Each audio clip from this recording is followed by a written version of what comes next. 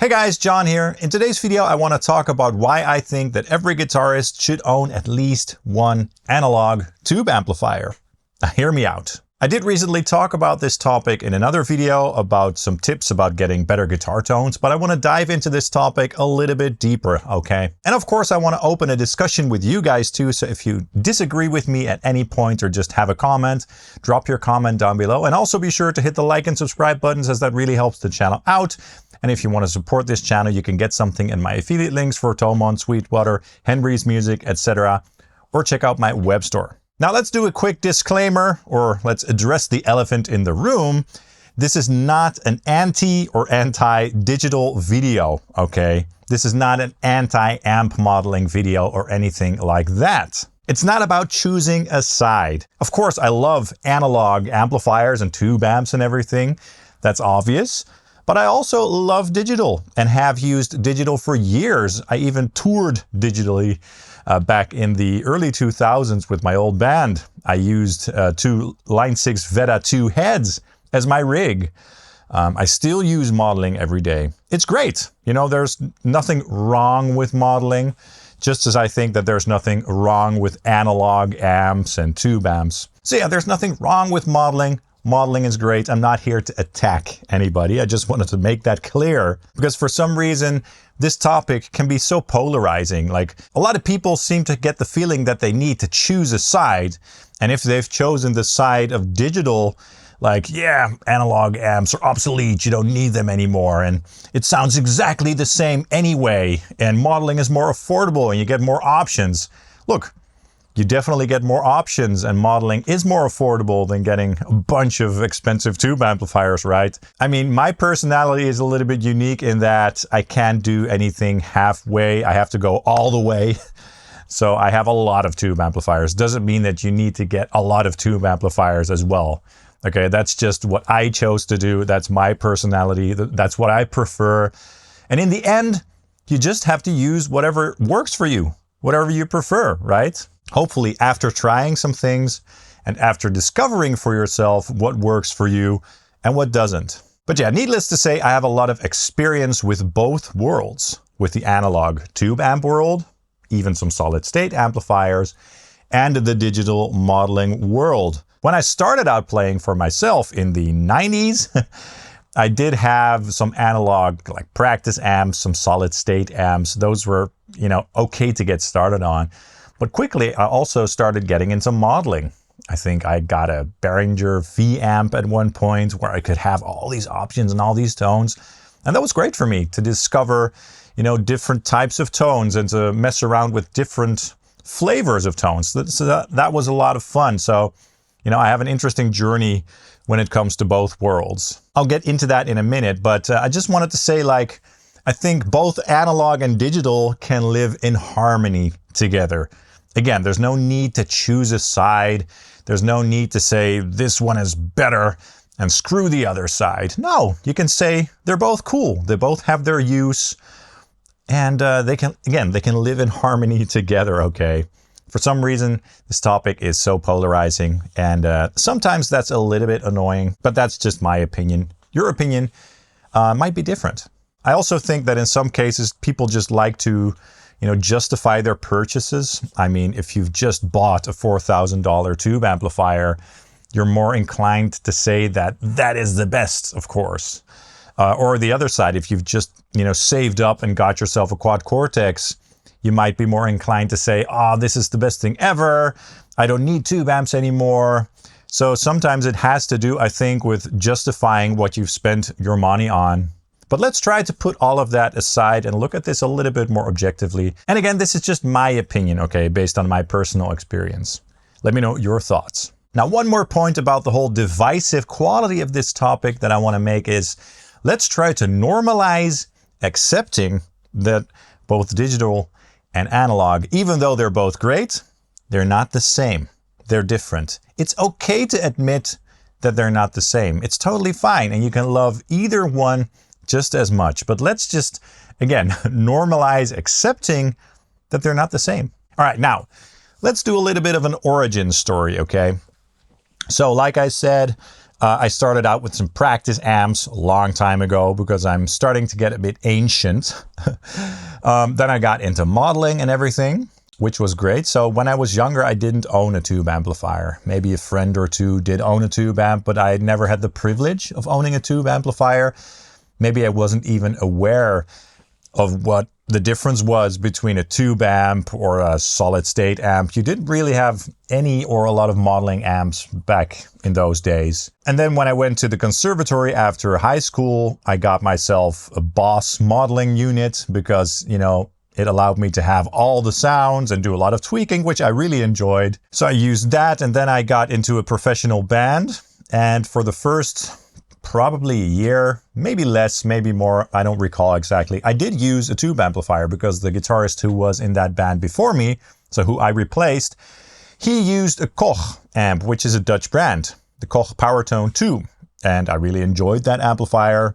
It was an amp, you know, and I was able to buy it from him for a good price. At a certain point, I also bought myself an Engel Powerball, the old version, which I also really enjoyed, but I was so inexperienced with that stuff that when I used the Engel Live, I didn't know how to dial in an amp properly at that point. I was just too inexperienced. So even though I had used modeling for some years, I really didn't know what I was doing at that age. Not really. I was learning. I was in the process, you know. And then I decided to go for the Line 6 Veda 2 heads, and I got 2 of those. And that was really nice for me because I could ditch my pedal board with all these pedals and, you know, less variables. I just put the head on stage, everything was programmed in, I had the foot controller, and that was that. So sound checking was very easy for me. I did always feel like there was something missing in the sound, even though I really enjoyed the setup and I got compliments for my tone and everything, and our sound guy was really happy with it. I did always feel that it was somewhat lacking, but that was okay, you know. And then after that band ended, I still kept using modeling, Line 6 modeling and so forth, and I got my first Axe FX, I think at this point like 13 years ago or so, the Axe FX 2. Then I upgraded to the Axe FX XL Plus, later to the 3, etc., etc. And I really enjoyed that because the quality of the modeling was getting better and better. And obviously, you know, a lot of people think that the fractal stuff is the best. You can definitely argue about that, but it's a great modeling platform. And then a friend of mine, Kevin, you know who you are, he was like, yeah, I think you should get just one tube amplifier, you know, just so you can experience that again. And so that, because I was so convinced, like, yeah, tube amps, you don't need them anymore. You know, modeling, this is it. You have all those options and there's no difference anymore. And I was saying that while I hadn't used a tube amplifier in, I don't know, 10 years or so. So I was convinced of that, but in reality, I didn't really know what I was talking about, right? So I thought about it, and in the end, I did decide to get another tube amplifier. That amp, I think I got like 3, and the one that I kept was my EVH 50 watt 5153 EL34, which was a great amp. I did sell that recently because I've just overused it basically, but that was a really nice amplifier. And when I just got it, I was just using a simple, affordable reactive load just to get the signal from the amp into my computer because I was using a lot of impulse responses and stuff back then. So even with that in mind, when I turned on that amplifier for the first time and played through it, I was like, okay, man, this is different. I felt that it sounded different, but it also felt different to me to play through. There's something about a tube amplifier, you can call it magical and you can use whatever words you want, but there is something very pure and perfect, even though it's the imperfections about analog that we tend to love so much. But when you play through a tube amplifier, especially after having played only modeling for so many years, you can get this feeling of, oh my gosh, this is what I've been missing. This is different. After all, I thought they were the same. I thought it was the same experience, which was what I thought at that time. Like, it was a little bit surprising to me of how different it felt, you know, the response and also how it sounded to me personally. Not to mention the whole experience of dialing in the controls and everything. I find that with a digital control on a modeler, whether it's on a touchscreen or a physical knob, you tend to dial it in a little bit differently than on a real amp for some reason. And even though a lot of modeling platforms, they try to emulate the exact behavior of how the potentiometers respond and how they interact, there still is something about an analog amplifier and the way that the controls affect the tone. It's a very musical response. It's a very musical way of shaping the tone. And a lot of cases with analog amplifiers, twisting a knob even to extremes can sound pretty good. And with a bunch of modelers, going to those extremes doesn't always work well, you know. So to me at least, it was a very different experience, you know. Of course, there's this heat and smell that comes from a tube amplifier. But it was just very pure and kind of humbling. I was like, okay, I'm back, baby. Now, what I did was a little bit crazy. Again, my personality is a bit, you know, extreme. I basically wanted to have an Axe-Fx, but then in the real world, because I was so used to having all these options, I was like, I have to get a British amp, I want to get an orange, so I started sort of collecting amplifiers, and my collection has evolved quite a bit through the years, but I went a little bit crazy. I'm not saying that you should do that as well. Not that I don't enjoy all of this. I love this. I live for this stuff. Again, I also love my modelers. No worries there. But yeah, I just went in face first. Is that how you say it? I just jumped in and I wanted to experience this world completely and envelop myself into it because I realized that I love it so much. And the modeling platform, even though it was great, it was just a little bit trivial. Like, oh, let's grab a British tone. Oh, I want a Marshall tone, blah, blah, blah. And now when I plug in one of these amplifiers, it feels more valuable to me for some reason. But that's maybe just my own personality, okay? So yeah, in terms of the physicality, there's obviously a difference. Again, like I said, you know, there's the smell of the tubes, the heat. You have a thing in front of you, a physical thing. Of course, you have the physical controls that you get to dial in. The sonic imperfections. The sound is debatable because, you know, admittedly, I've done a bunch of comparisons on my channel between analog amplifiers versus digital platforms where they sound very close. Not exactly the same, but very close. But there is something to say about the difference in feel, or let's say experiencing a sound while you're playing versus hearing it as somebody else, if that makes sense. And the same thing can be said for pickups, because whenever I do a pickup comparison, when I record the comparison, I can feel a pretty big difference in how the pickup affects how I perceive the tone of the amplifier, how the response is, how the attack is, how the low end chunk is, how the sustain is, etc. While the listener, so somebody else, might not hear as big of a difference, but isn't playing guitar very much about how we're experiencing the whole thing rather than how somebody else hears it. I mean, I didn't start playing guitar just so that other people could hear me. I started playing guitar because I enjoyed it. It's something that I wanted to do for myself. Sure, it's fun to be on stage or, you know, to create music that other people enjoy, of course. But in the end, we started playing for ourselves, most of us, I assume, right? So that somebody else doesn't perceive the difference in tone doesn't mean that it doesn't matter. And it doesn't mean that we don't perceive those differences.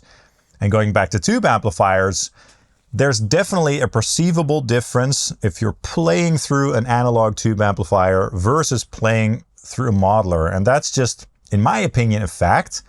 For some people, that difference might be negligible or very subtle. We all hear things differently, but that's just my opinion based on my personal experience. And there's also a difference in modeling versus analog gear in terms of chasing a sound. So when I'm messing around with a modeling platform, or when I was messing around, because all of that has changed, I was always chasing the perfect analog tone. I wanted my digital rig to sound as close as possible to an analog amp, and I didn't really have those references to compare, you know, the digital to the analog and stuff. So it was a never-ending quest, and I could never 100% reach it, even though I kept telling myself it's the same, it's the same. And there was always this uncertainty of, does this really sound analog enough?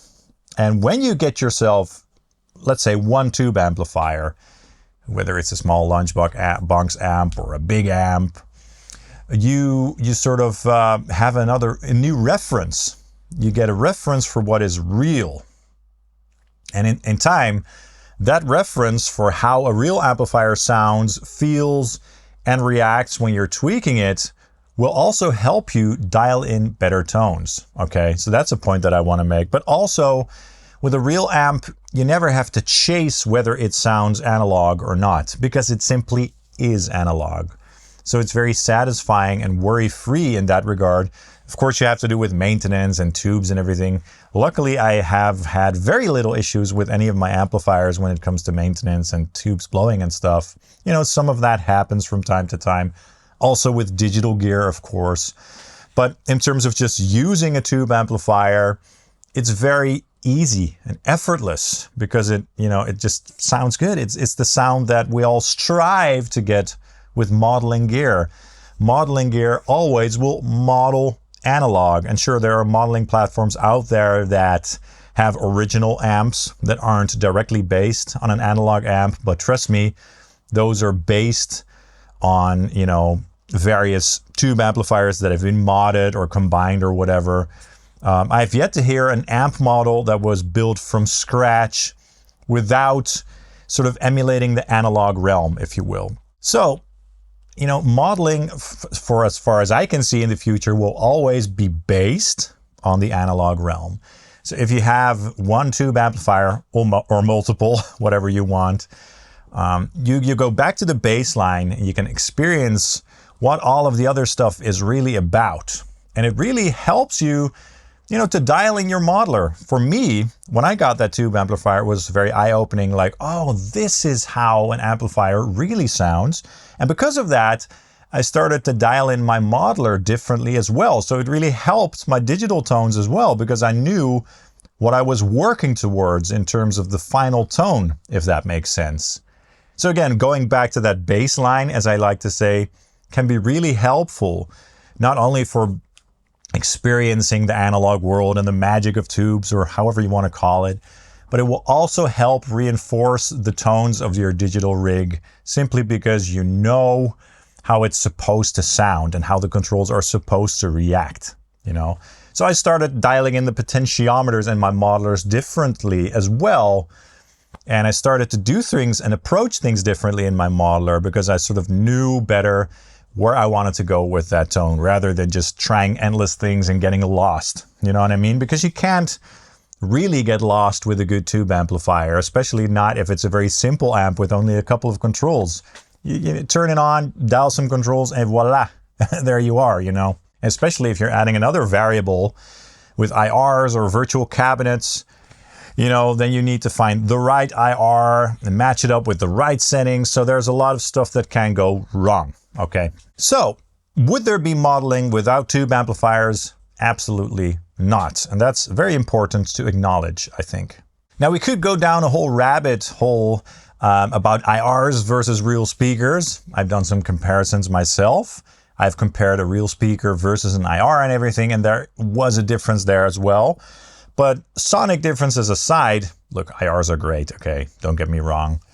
But there's also something different about the workflow of, you know, working with a real cabinet and mics versus just grabbing an IR. You know, it's a completely different experience. And again, if you were to get yourself a cabinet, like I have an ISO-cab, a Grossman fat box, that thing has been awesome.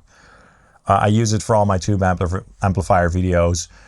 When you learn how to mic up a speaker, you will also learn how to get better tones with IRs. Because again, you'll be going back to the baseline, right? Now, I can hear you thinking, man, I don't want a tube amplifier. Like, what sort of tube amplifier should I get? I mean, I live in an apartment.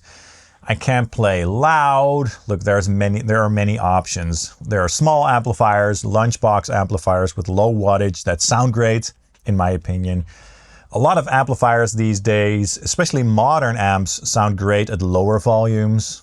There are attenuator options. You've got reactive loads so that you can use a tube amplifier straight into your computer. With IRs, amplifiers have built-in loads nowadays, so there are a lot of options for you using a tube amplifier in a not ideal environment.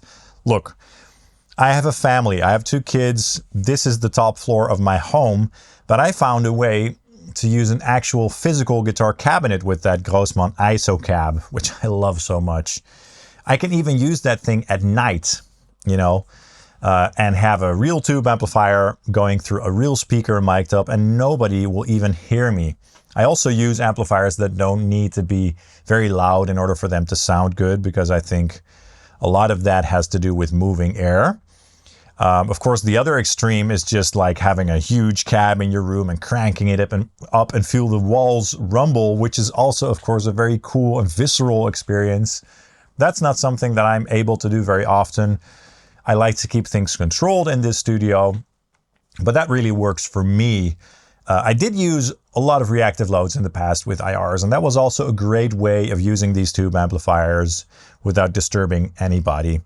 And if you have an amplifier head, whether it's a bigger one or a small one, without a cabinet, also saves space. So it doesn't need to be something that is uncontrollable, which is something that a lot of people think. Of course, if you're gonna buy a 100 watt plexi and a 4x12, it's going to be a little bit harder to control. So that's, of course, something to keep in mind based on your preference and what you want to experience out of an analog rig. Another advantage of having a physical analog tube amplifier is that you can nowadays, I should say, capture your own rig, which is just a lot of fun. You know, you can grab your amplifier with a good IR, or maybe go direct through a reactive load and capture it with your Quad Cortex, your Helix Stadium, Tonex, and all those platforms.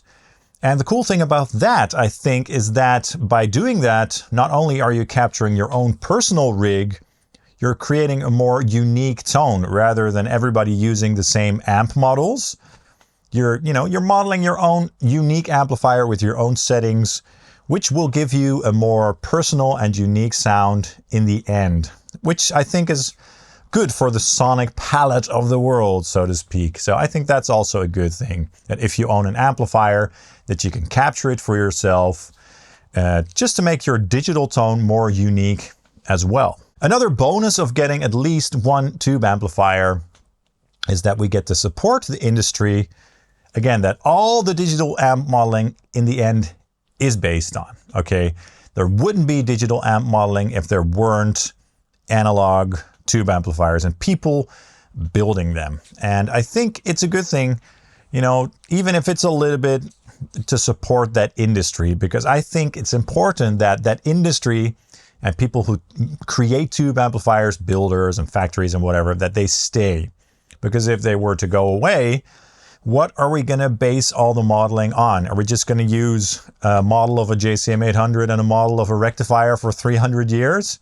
I think that's kind of boring. I think it would be cool if, you know, people kept on building tube amplifiers and kept evolving that analog world, also so that the digital world has some other stuff to model and to evolve on as well, if that makes sense. So I personally think that it's a very good thing if we keep that in mind and try to support that industry and try to keep it alive, rather than saying, tube amps are obsolete. Dude, you're using a digital modeler.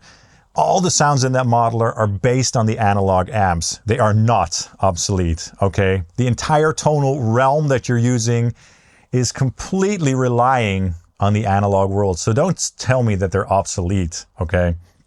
Not to mention that there are a lot of people who still simply just prefer to use just tube amplifiers. Your favorite artist may use an XFX on stage. Let's say Metallica. I love Metallica. Their tones are great, both on stage and in the studio. But if it's the same, why do they keep using tube amplifiers in the studio? because they prefer recording with tube amplifiers. And there's nothing wrong with that, okay? It's okay to have your own preference. But again, let's just admit that they're not the same, and let's accept it and not fight, you know? Let's accept that analog isn't the same as digital. They're both great, and they both have an overlap, but they're not exactly the same. They can live in harmony though. You know, they don't have to make each other obsolete and stuff like that. That's just ridiculous. Let's enjoy both. And in the end, you're going to use whatever works for you after all, right? I'm just giving you the suggestion to at least try or borrow a tube amplifier, experience it for yourself, maybe buy one, maybe borrow one, whatever. And then in the end, if you find that, for me, it doesn't really make a difference after all, then at least you tried. You went back to the baseline. Make sure you get a good amplifier though. You went to the baseline, you experienced it, and based on that, based on actual experience, you can now make a decision on what your tonal preference is without being biased up front, without even trying either one, if you will. Anyway, this rant turned out a lot longer than I was expecting. Let's start a discussion in the comments. Let's keep it peaceful and friendly, please. Again, I want both worlds to live in harmony, you know. So let's keep to that same philosophy in the comments, please. Thank you for watching. Let me know your thoughts. Please hit the like and subscribe buttons. Be sure to follow me on Facebook and Instagram as well. I hope you enjoyed this rant. And if you want to support this channel, get yourself a nice tube amp or a modeler at Thomann or Sweetwater, as that really helps to support the channel. Thanks for watching, guys. Cheers.